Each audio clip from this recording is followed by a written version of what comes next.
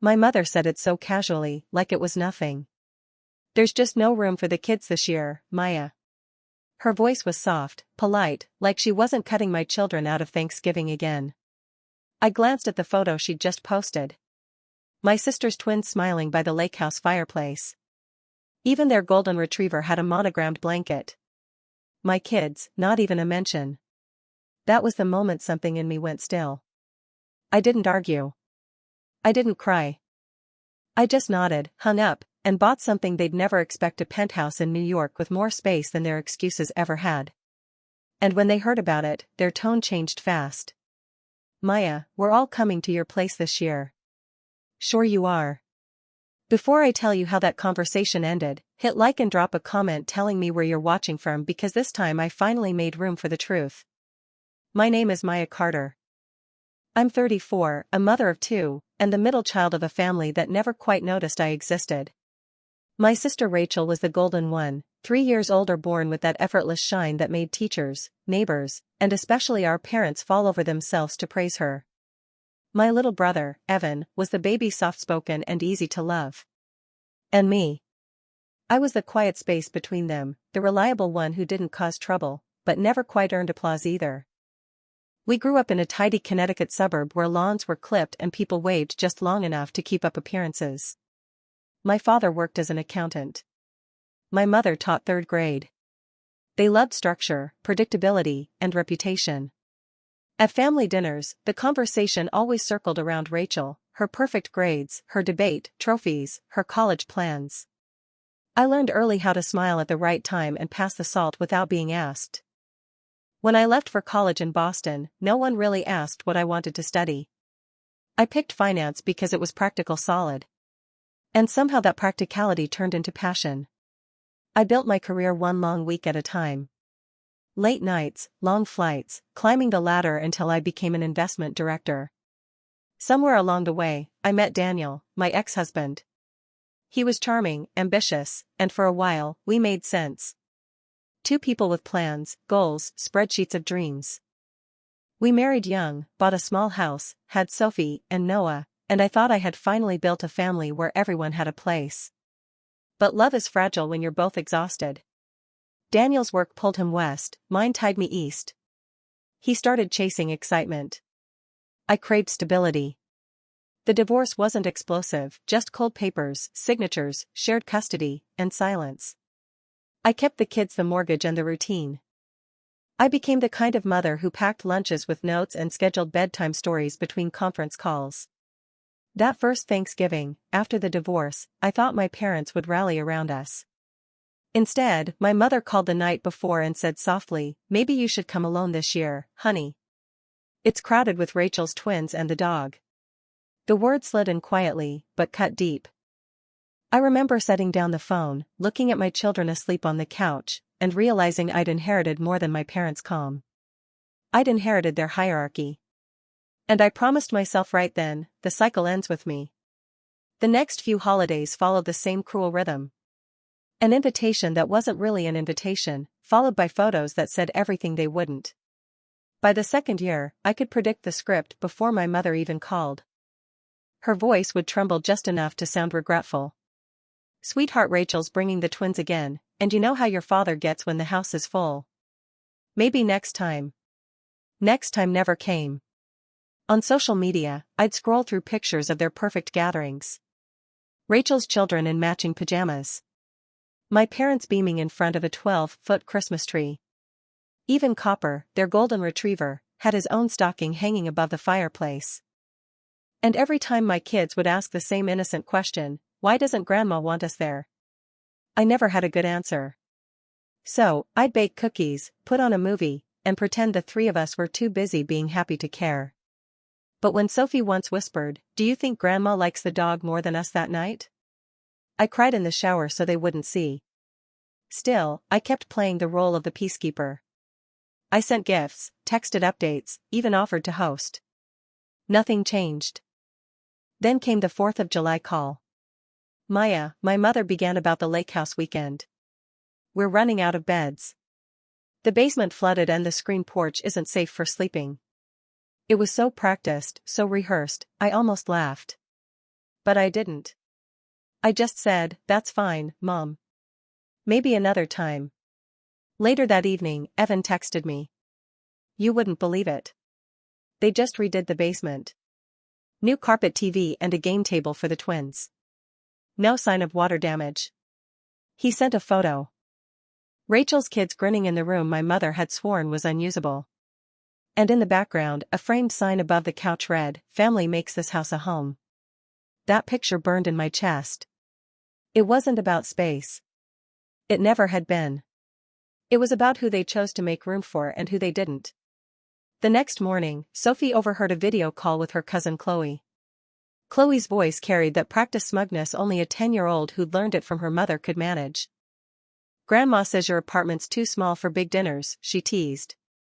"She likes coming here better." I froze in the hallway. Sophie hung up quietly, then turned to me with those wide searching eyes. "Mom, is that true?" I knelt beside her. "No, baby. Our home is just right for us. Some people only see value in what looks big, but they forget what's real." That night, I couldn't sleep. I stared at the ceiling and realized something simple, but irreversible. I was done being grateful for scraps of affection. They'd made it clear my children didn't belong in their house. So, I decided I'd build one they'd never forget. When you've spent your whole life being the one who stays quiet, there's a strange calm that comes before you finally stop. That calm found me the night I opened my laptop and searched for New York penthouses for sale. I wasn't looking for luxury. I was looking for a reset. The next few weeks became a secret mission. Between school drop-offs and investor meetings, I toured apartments online with my financial advisor, Julia Park. "You're in a strong position, Maya," she said, scrolling through listings. "You could buy something incredible." I did. A 4-bedroom penthouse on the Upper East Side, floor-to-ceiling windows, a rooftop terrace, a kitchen that gleamed like a promise. I pictured Sophie's art supplies spread across the dining table, Noah building Lego towers in the sunlight. Space, real space, not just square footage, but belonging. I didn't tell my family. I didn't tell anyone but Marcus, my oldest friend. When I showed him the photos, he just whistled. "This isn't revenge," he said. "This is evolution." By fall, the kids and I were spending weekends in the city. We decorated slowly, plants, cozy rugs, rooms that felt alive. Sophie painted a mural of Central Park across her bedroom wall. Noah wanted constellations on his ceiling that glowed when the lights went out. One night, standing on the rooftop with them, I looked over the skyline and thought, they'll never be able to say there isn't room again. And then the phone rang. My mother's number. "Maya, about Thanksgiving." She began, her tone overly sweet. "We're hosting again, but Rachel's bringing the twins and the dog, so it might be a little tight." "That's okay." I cut in, my voice steady. "I won't be coming this year. The kids and I are hosting Thanksgiving at our new place in New York." A pause. Then curiosity flickered through her politeness. "New place?" "Yes. A penthouse on the Upper East Side." There was a beat of silence long enough to hear her mind rearrange itself. "Oh my goodness, Maya. That sounds spectacular. Perhaps we could all come there this year instead. You have the space now." There it was. The shift. Years of no room vanished the moment there was something they wanted. I smiled into the phone. "Let me think about it." But in my heart, the decision was already made. They'd mistaken my silence for weakness. Now they were about to learn the difference. The next few days felt like déjà vu, only this time the tone of every text was different. Polite, eager, fake. First came Rachel. "Mom says you bought a penthouse on the Upper East Side." "Which building?" I gave her as little as possible. "Just moved in," I replied. "We're keeping it simple this year." "Perfect." She texted back. "The twins have always wanted to see the Thanksgiving parade in person. We'll stay with you. It'll be fun." Then came my father. "Your mother and I think it would be wonderful for everyone to celebrate together at your new place. We can bring dessert." Even relatives I hadn't heard from in years started sending messages. "We'd love to see your new home, Maya." The same people who couldn't make room for my children suddenly found all the space in the world for themselves. Marcus shook his head when I told him. They're not coming because they love you, he said. They're coming because they love how it looks. He was right. When my father called again, his voice carried that old authority, the one that used to make me fold. Maya, it'll mean a lot to your mother if we could all come. Family is important, especially now that you've done so well for yourself. I let the silence stretch. You mean now that I finally have something you respect? Don't start that again, he said sharply. We love all our children equally. Equally, I repeated, tasting the word like something sour. Is that what you told Sophie and Noah when they slept on air mattresses while Rachel's dog had my old room? He started to sputter, defensive as always. But this time I didn't feel the quiet. I just said, Dad, anyone who didn't make room for my kids before doesn't get a seat at our table now. I hung up before he could respond. The morning of Thanksgiving arrived crisp and bright. The terrace glowed under the November sun set with candles and white linen. Marcus and his wife were already there carving turkey and laughing with the Harrises, our neighbors from Boston who'd made the trip. Evan showed up last holding flowers and guilt in equal measure. I should have said something years ago, he said quietly. You shouldn't have had to go through that alone. Then don't let it happen again, I told him. By mid-afternoon, the place was alive with the kind of warmth I hadn't felt in years. Laughter, music, kids chasing each other through hallways too big for old pain. Sophie moved confidently among the guests, proud of the place cards she'd made by hand. Noah gave tours of his glow-in-the-dark ceiling like a proud realtor. At 4:30, the elevator chimed. My parents stepped out holding a pie and a forced smile. Maya, my mother said breathless. This is extraordinary. Thank you, I said evenly. Dinner's over, but you're just in time for dessert. They exchanged a glance, realizing this wasn't the triumphant arrival they'd imagined. When Sophie and Noah appeared in the doorway, everything went still. My father cleared his throat. Sophie, Noah, we wanted to say something. He knelt down, awkward and used to the position. We haven't been the grandparents you deserve. We made excuses instead of space, and that was wrong. My mother's eyes filled as she knelt beside him. Can you forgive us? We'd like to do better if you'll let us. The room held its breath. I didn't say a word. This moment wasn't mine to answer. Sophie looked at me, then back at them. Will you come to my art show next month? She asked softly. Of course, my father said quickly. Noah crossed his arms. And can we sleep at your house sometimes? Not on the floor. My mother nodded, tears slipping down her cheeks. You'll have your own room, sweetheart. They hugged small and careful as if touching something fragile. Around us, everyone exhaled the kind of collective release that only happens when a truth finally lands. But not everyone had learned. At that exact moment, Rachel's name flashed across my phone screen. Rachel, can't believe you didn't invite us.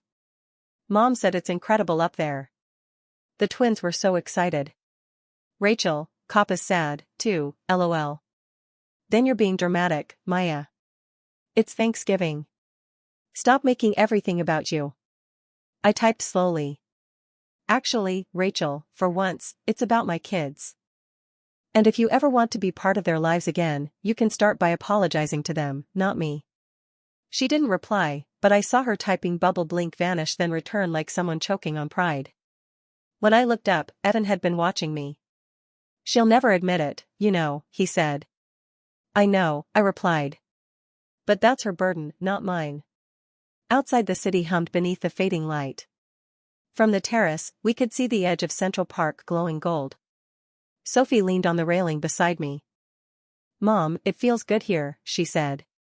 It does, I agreed. Because everyone here wants to be. My father joined us quieter now, smaller somehow. You've built something beautiful, Maya, he said. I nodded.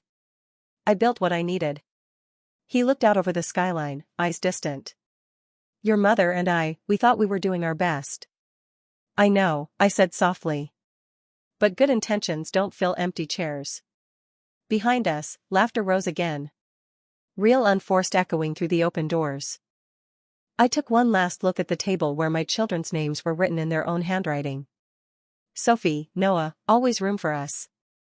And for the first time in years, that sentence felt true. Over the next few months, the air between us shifted in small but undeniable ways.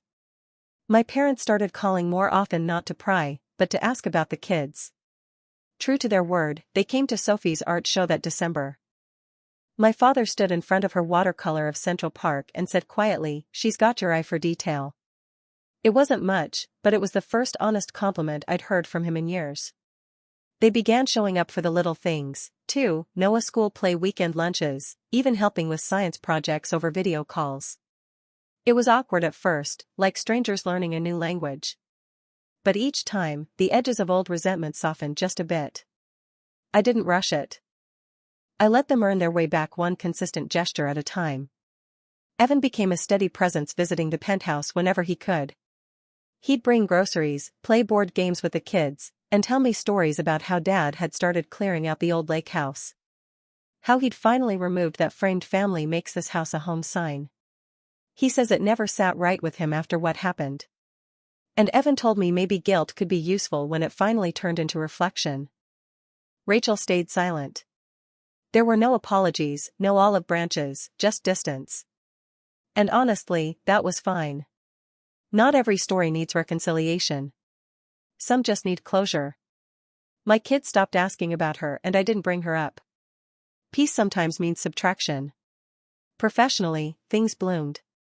The firm promoted me to managing director and I started mentoring younger women who reminded me of myself.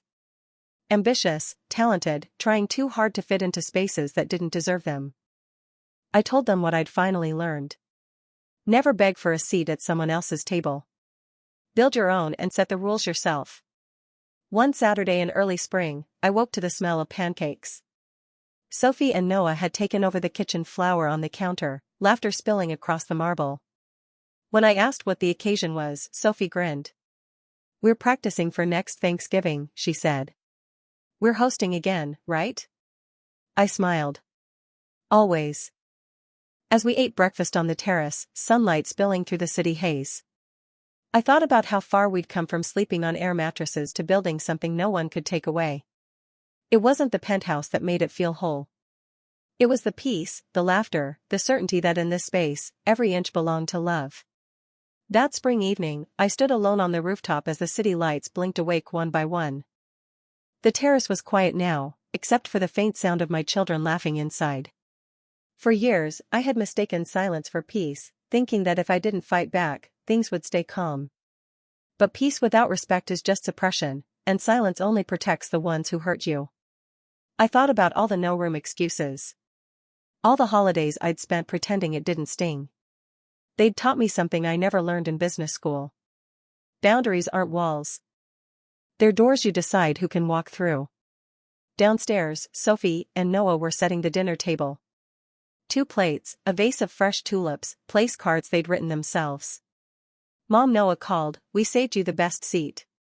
I looked at those little cards, "Always room for us," and felt the kind of warmth that doesn't depend on anyone's approval.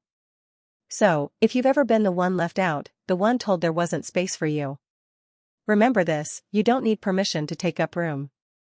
You build your own table. You decide who earns a seat. If this story resonated with you, drop a comment below and tell me where you're watching from. Have you ever had to stand up to your own family? I read every message and your stories remind me none of us are alone in this. Hit that like button. Subscribe for more real stories about family and quiet revenge. And never forget, the most powerful room you'll ever create is the one you make for your own self-respect.